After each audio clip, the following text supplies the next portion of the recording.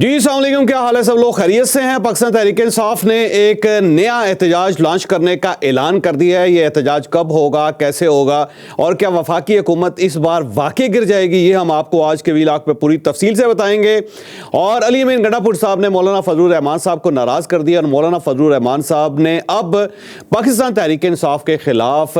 ठीक ठाक किस्म का महाज खोलने का फैसला कर लिया है। गंडापुर साहब ने क्यों मौलाना फजलुर रहमान साहब को नाराज़ किया और मौलाना फजलुर रहमान साहब अब पाकिस्तान तहरीक इंसाफ के साथ क्या करेंगे,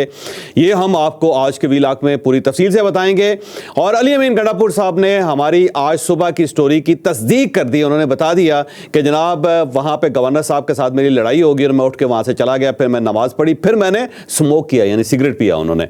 और हमने भी आपको ये बताया था कि वो सिगरेट पीने के लिए उठ के गए थे। ये जो हमारी खबर की तस्दीक हुई है, कैसे हुई, क्यों हुई, ये भी हम आपको आज के व्लॉग में बताएंगे। और जो अल कादर यूनिवर्सिटी इमरान खान साहब ने बुशरा बीबी ने बनाई थी, वहाँ पे जिन पढ़ते रहे थे, ये जिन कौन है, किधर चले गए और इनसे मुलाकात कैसे हो सकती है, ये भी आपको इसी व्लॉग में बताया जाएगा। और इसके साथ साथ मिलिट्री कोर्ट्स का जो केस चल रहा है उसके अंदर एक और टर्न आया है, एक और सवाल जजेस ने किया है और ख्वाजा हारिस साहब के पास उस सवाल का जवाब नहीं है। ऐसा लगता है कि वफाक ये केस हार जाएगा। कैसे हारेगा और किस किस्म का सवाल था, क्या नया टर्न है, ये भी आपको इसी व्लॉग में बताया जाएगा। और इसके साथ साथ एक छोटी सी खबर ये भी है कि 9 मई के जो मुल्ज़मान हैं उनके खिलाफ फर्द जुर्म आयद कर दी गई है। और अब ऐसा लगता है कि मुज़ाकरात से पहले पहले शायद एक और फैसला पाकिस्तान तहरीक इंसाफ को ठुक जाए। वो क्या है, ये भी आपको इसी व्लॉग में बताया जाएगा। और डोनाल्ड ट्रंप ने पाकिस्तान के एक सियासतदान को, बड़े सियासतदान को इन्वाइट कर लिया कि आप आएँ और मेरी जो हल्फ बर्दारी की तकरीब है उसके अंदर शरीक हों।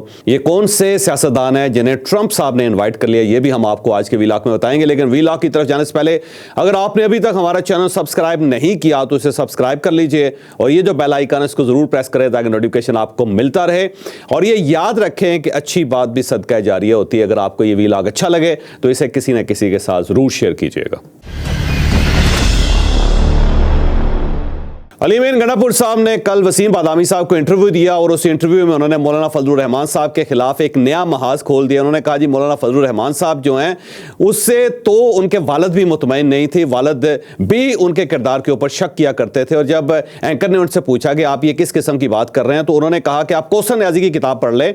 कौसर न्याजी साहब ने अपनी किताब में लिखा हुआ है कि जब मैं मुफ्ती महमूद साहब से मिलने के लिए गया तो वहाँ पर एक नौजवान बार बार अंदर आ रहा था, बाहर जा रहा था, और जब वो बाहर गया तो मौलाना मुफ्ती महमूद साहब ने मुझे कहा कि जब ये नौजवान आए तो आपने इसके सामने कोई बात नहीं करनी। तो मौलाना ने पूछा, यानी मौलाना कौसर न्याजी साहब ने पूछा कि क्यों नहीं करनी, तो उन्होंने कहा ये जो नौजवान है ये थोड़े से पैसे लेके मेरी मुखबरियां करता है बाहर। तो फिर कौसर न्याजी साहब ने पूछा कि ये नौजवान है कौन, तो मुफ्ती महमूद साहब ने कहा कि ये नौजवान मेरा बड़ा बेटा है फजलुर रहमान। तो ये गंडापुर साहब ने इस किस्म की एक नई दरफूंतनी छोड़ दी है, जिसके बाद ज़ाहिर एक नया एक सियासी बहरान पैदा हो गया है। और अब JUI ने इसका जवाब देने का फैसला कर लिया। जब तक हम ये व्लॉग कर रहे हैं उस वक्त तक ये जवाब नहीं आया, लेकिन थोड़ी देर बाद इसका जवाब भी आ जाएगा। और मुझे लगता ये है कि गंडापुर साहब और मौलाना फजलुर रहमान साहब की जो लड़ाई है ये आने वाले दिनों में बढ़ती चली जाएगी और पाकिस्तान तहरीक इंसाफ को जो एक रिलीफ मिला था मौलाना फजलुर रहमान साहब की शक्ल में, वो भी खत्म हो जाएगा। और इसके बाद ये साबित हो जाएगा जो वाडा साहब ने एक बार कहा था, फैसल वाडा साहब ने, बल्कि उन्होंने ट्वीट भी की कि मैंने मौलाना फजलुर रहमान साहब को बताया था कि ये बड़े एहसान फरामोश हैं, इनके ऊपर ट्रस्ट ना करें, ये किसी न किसी वक्त आपको नुकसान पहुंचाएंगे। तो फैसल वाडा साहब की बात दुरुस्त साबित हो गई कि जब तक पाकिस्तान तहरीक इंसाफ को मौलाना की जरूरत थी उस वक्त तक पाकिस्तान तहरीक इंसाफ की लीडरशिप मौलाना फजलुर रहमान साहब के पीछे नमाज भी अदा करने के लिए तैयार हो गई थी, बल्कि 3-3, 4-4 नमाजें पढ़ी और हर वक्त मौलाना फजलुर रहमान साहब के ड्राइंग रूम में बैठे रहते थे और मौलाना फजलुर रहमान के अंदर इन्हें जमहूरियत का बाप नजर आता था। लेकिन जो ही मौलाना फजलुर रहमान साहब की अफादियत खत्म हो गई या इन्हें महसूस हुआ कि अब मौलाना फजलुर रहमान साहब हमें मजीद कोई मदद हमारी नहीं कर सकते या हमें मजीद दरकार नहीं है, तो फौरी तौर पर गंडापुर साहब ने अपनी तलवारें निकाल ली और अब मौलाना फजलुर रहमान साहब की करैक्टर असैसिनेशन कर रहे हैं। और मौलाना फजलुर रहमान साहब ने इसका जवाब देने का फैसला कर लिया और मौलाना ठीक ठाक तपे हुए हैं। मुझे लगता है कि अनकरीब को जवाब आएगा और फिर उसके बाद एक लड़ाई नई शुरू हो जाएगी जिसके अंदर JUI और पाकिस्तान तहरीक इंसाफ भी आमने सामने होगी। और अगर ये लड़ाई शुरू होगी तो मैं आज आपको बता रहा हूं कि मौलाना फजलुर रहमान साहब इस मरतबा उस ताकत के साथ मिल जाएंगे जिसके साथ वो अवॉइड कर रहे थे मिलने से, या वो समझते थे कि जमहूरियत के लिए बहुत ख़तरा है। मुझे लगता है कि मौलाना फजलुर रहमान साहब अपना अब जो प्रेशर है, ये दबाव है, या अपना जो वज़न है वो इस्टेब्लिशमेंट के पलड़े में डाल देंगे क्योंकि उन्हें यह अंदाज़ा हो गया है कि पाकिस्तान तहरीक इंसाफ को बहुत ज़्यादा काबिल एतबार पार्टी नहीं है। जनाब, इसके अलावा एक और ख़बर यह है कि ये ख़बर जंग के अंदर छपी आज, और इसकी डिटेल भी बड़ी दिलचस्प है कि कल पाकिस्तान तहरीक इंसाफ ने कहा था कि जो अल कादर यूनिवर्सिटी है उसके अंदर सीरतुन नबवी पढ़ाने के लिए यूनिवर्सिटी बनी थी, और इसके ऊपर गवर्नमेंट ने 190 मिलियन पाउंड का केस बना दिया, जबकि इमरान खान साहब और बुशरा बीबी जो हैं वो बच्चों को सीरतुन नबवी पढ़ाना चाहते थे। तो आज ये इंकशाफ हुआ कि 4 साल के अंदर जो अल कादर यूनिवर्सिटी है उसके अंदर सिर्फ 200 स्टूडेंट वहाँ पे आए पढ़ने के लिए। तो ये दुनिया की वाहिद यूनिवर्सिटी है जो बहुत बड़ी यूनिवर्सिटी है, और 458 कनाल के ऊपर ये यूनिवर्सिटी है, और इसका कॉम्प्लेक्स भी बड़ा ज़बरदस्त है, और इसके अंदर 4 साल में स्टूडेंट सिर्फ 200 आए, और बाकी स्टूडेंट्स के बारे में मेरा ख्याल है वो जिन्नात ही होंगे या मौकलात होंगे जो यहाँ पे पढ़ने के लिए आए और उसके बाद फिर वो वापस चले गए और उसके बाद किसी को मिले नहीं। तो ये अजीब सी यूनिवर्सिटी है कि गवर्नमेंट ने बनाई, यानी कि वज़ीर साहब ने बनाई, वज़ीर साहब उसके ट्रस्टी थे, और जो फर्स्ट लेडी थी वो भी उसकी ट्रस्टी थी, और रकम जो थी वो पाकिस्तान के सबसे बड़े अमीर आदमी ने दी। और उसके बाद जब स्टूडेंट्स की बारी आई तो उसमें सिर्फ 4 साल में 200 स्टूडेंट पढ़ सके, और बाकी स्टूडेंट्स ने इस काबिल नहीं समझा उस यूनिवर्सिटी को कि वो आए यहाँ पे और यहाँ पे पढ़ें या सीरतुन नबवी की तालीम वहाँ पे हासिल करें। तो अजीब सी बात है कि आपने यूनिवर्सिटी बनाई, और यूनिवर्सिटी भी आपने एक इस्लामी मुल्क में बनाई, और उस इस्लामी मुल्क के अंदर आप सीरतुन नबवी पढ़ाना चाहते हैं, और सिर्फ आपको पूरे पाकिस्तान या पूरे खित्ते से सिर्फ 200 स्टूडेंट मिले, और वो स्टूडेंट भी बस पता नहीं कैसे आते थे, वो किधर चले जाते थे और कहाँ चले गए। मेरा ख्याल ये है कि अब गवर्नमेंट को चाहिए कि इन 200 स्टूडेंट्स को तलाश करके सीरतुन नबवी के बारे में इनका टेस्ट लिया जाए, इन सबको बुलाया जाए, इनसे पूछा जाए, और जो बंदा सीरतुन नबवी के बारे में ज़्यादा से ज़्यादा सवालों के जवाब दे सके उन्हें अवार्ड देना चाहिए। और जो लोग सीरतुन नबवी के बारे में सल्लल्लाहु अलैहि वसल्लम के बारे में कोई ज़्यादा मालूमात नहीं रखते, मेरा ख्याल है उनसे डिग्री या सनद जो भी दी गई थी वो वापस लेनी चाहिए, और उन्हें कौम के सामने पेश करना चाहिए कि देखिए ये अल कादर यूनिवर्सिटी के स्टूडेंट्स हैं और इनका सीरतुन नबवी सल्लल्लाहु अलैहि वसल्लम के बारे में ये मालूमात है इनके। मेरा ख्याल है इन 200 स्टूडेंट्स का भी दोबारा इनकी पड़ताल होनी चाहिए, इनके दोबारा इम्तहानात और टेस्ट होने चाहिए, ताकि ये साबित हो जाए कि इतनी बड़ी यूनिवर्सिटी जिसने सीरतुन नबवी के ऊपर बहुत बड़े बड़े स्कॉलर क्रिएट करने थे, वो जो 200 स्कॉलर्स इन्होंने क्रिएट किए हैं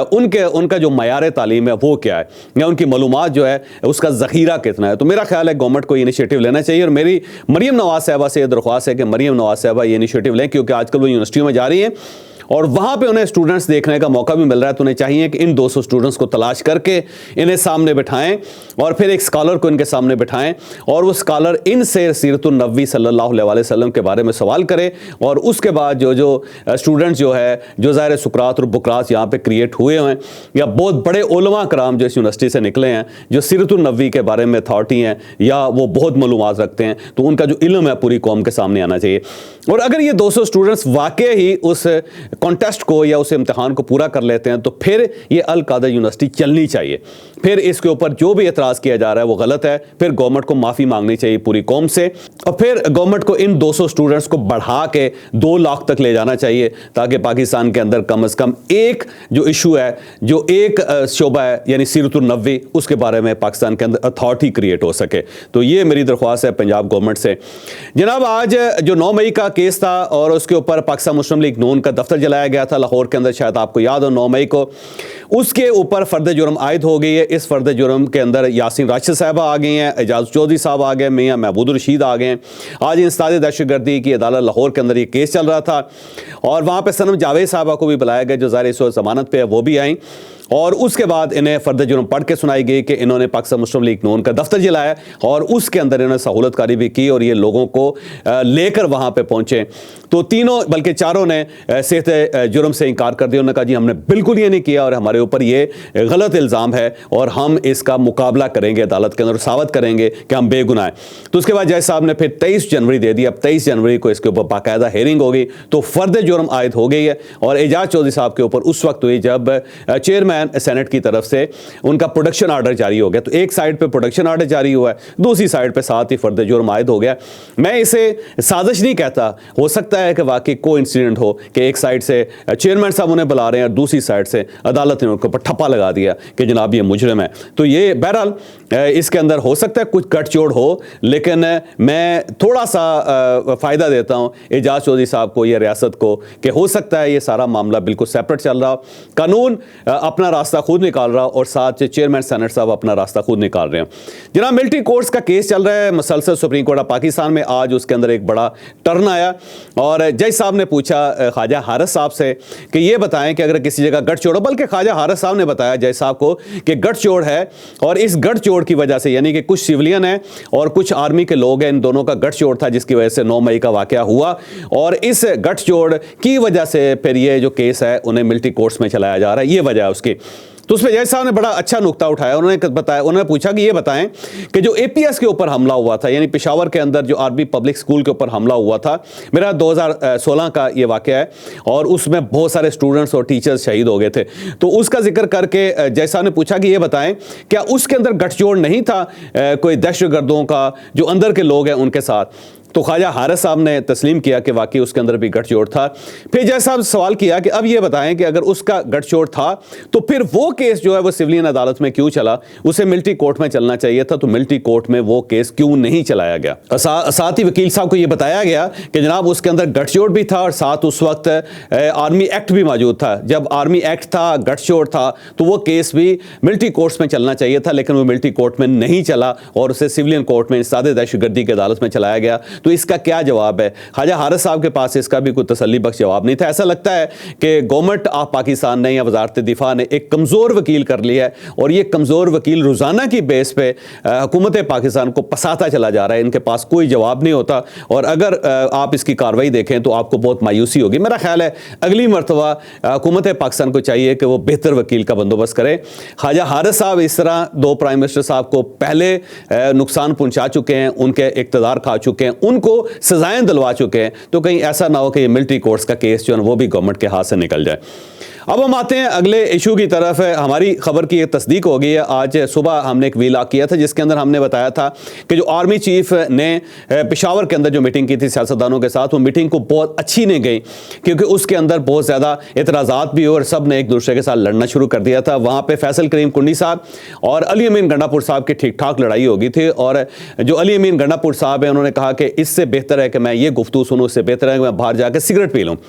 तो उन्होंने वसीम बादामी साहब के शो में ये एतराफ़ कर लिया कि मैं वहाँ से उठा क्योंकि उसकी वजह यह है कि फैसल करीम कुंडी साहब जो हैं वो गलत बयानी कर रहे थे। उन्होंने कह दिया कि 500 अरब वफाक से खैबर पख्तूनख्वा की गवर्नमेंट को मिले थे और ये मकसद था पैसे का कि दहशतगर्दी ख़त्म की जाएगी खैबर पख्तूनख्वा के अंदर, जबकि ये टोटल अमाउंट 240 अरब रुपये थी जो हमें नहीं मिले, वो भी हमें नहीं मिले। लेकिन गवर्नर साहब अपने ही सूबे के अंदर बैठ के, अपने ही सूबे की गाड़ियाँ इस्तेमाल करके, अपने ही सूबे का गवर्नर हाउस इस्तेमाल करके, अपने ही सूबे की प्रेमिसेस के अंदर बैठ के वो गलत बयानी कर रहे थे। तो जब उन्होंने कहा तो मैंने फौरी तौर पे उनको लुकमा दिया कि आप गलत बयानी कर रहे हैं और मैं फैक्ट्स आपके सामने रखना चाहता हूँ। तो फिर उन्होंने कहा जी आप मेरी बात के अंदर क्यों बोल रहे हैं। उस पर फिर हमारी उनके साथ तल्ख कलामी होगी और फिर मैंने कहा कि ठीक है जी, अगर आप ये समझते हैं तो ठीक है, मुझे फिर यहाँ बैठने की कोई ज़रूरत नहीं है, इससे बेहतर है कि मैं बाहर जाकर सिगरेट पी लेता हूँ। मैं फिर बाहर चला गया और वहाँ पे फिर मुझे नमाज़ पढ़ने का वक्त मिल गया। मैंने फिर वहाँ पे नमाज अदा की और उसके बाद फिर मैंने स्मोक किया और इस दौरान उनकी तकरीर ख़त्म हो गई। जब फैसल करीम कुंडी साहब की तो मैं वापस आ गया। अब यहाँ पे बड़ी दिलचस्प बात है कि एक तो अली अमीन गंडापुर साहब ये साबित करना चाहते हैं कि नमाज का वक्त था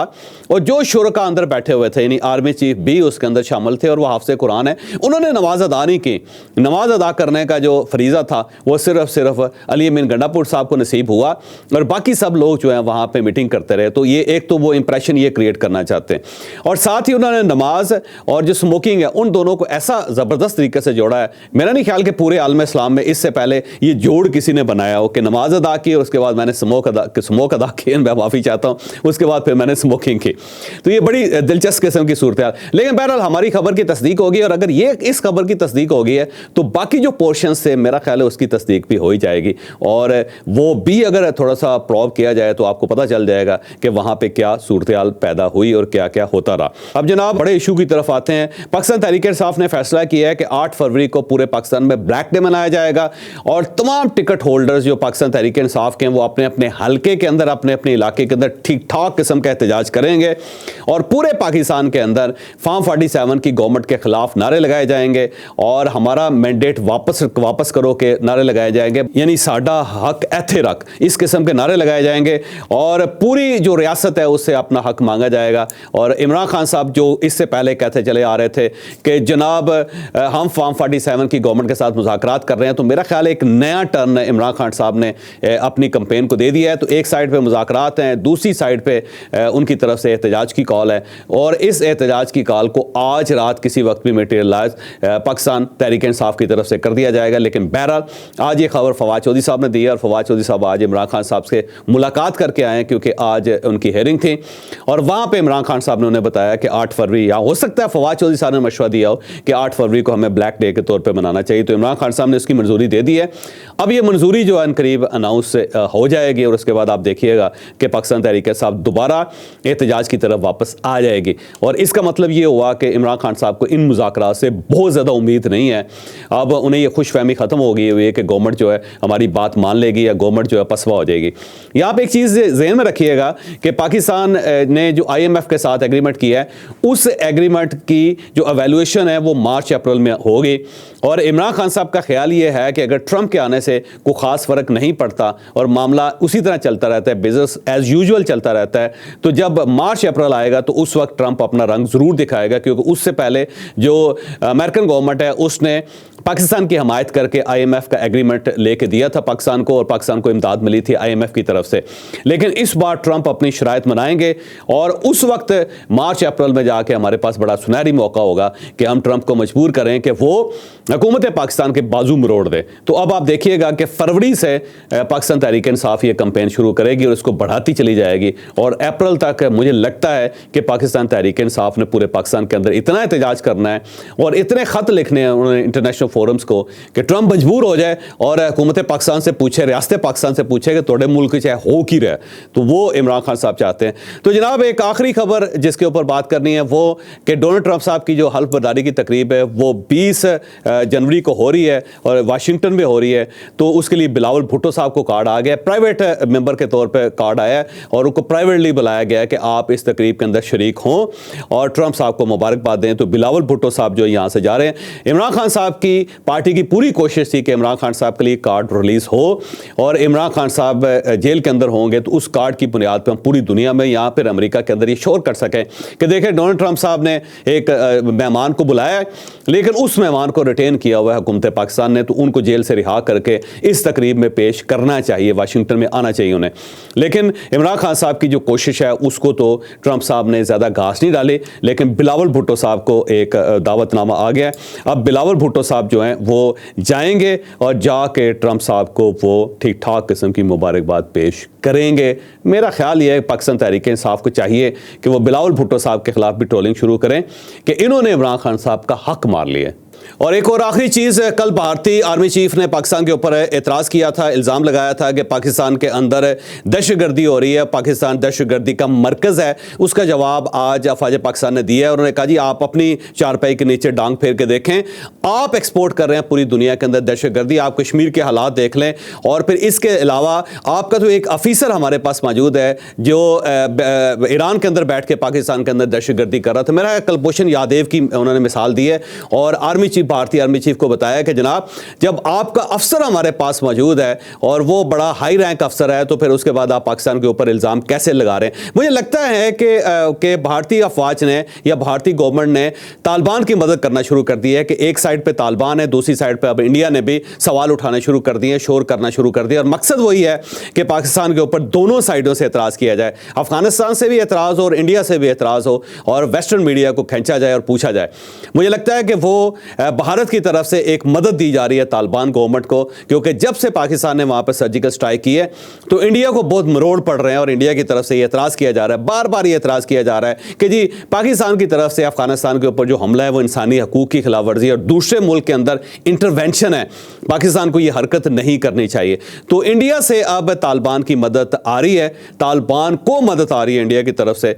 जो बड़ा हैरान कुन फिनोमेना है। तो लेकिन बहरहाल पाकिस्तान की तरफ से भी जवाब आना शुरू हो गया। मुझे लगता है कि ये जो लफ्ज़ी लड़ाई है ये आने वाले दिनों में बढ़ सकती है और हो सकता है कि एक साइड पे तालिबान एक अपनी सरहद को गर्म कर ले, दूसरी साइड पे इंडिया इस सरहद को गर्म कर ले और इंडियन इस मौके का भरपूर फायदा उठाएं। क्या वो वाकई इसका भरपूर फायदा उठा सकेंगे? मेरा ख्याल है आने वाले व्लॉग में हम इसके ऊपर तफसील से बात करेंगे। मुझे इजाज़त दीजिए, अगले व्लॉग में मुलाकात होगी।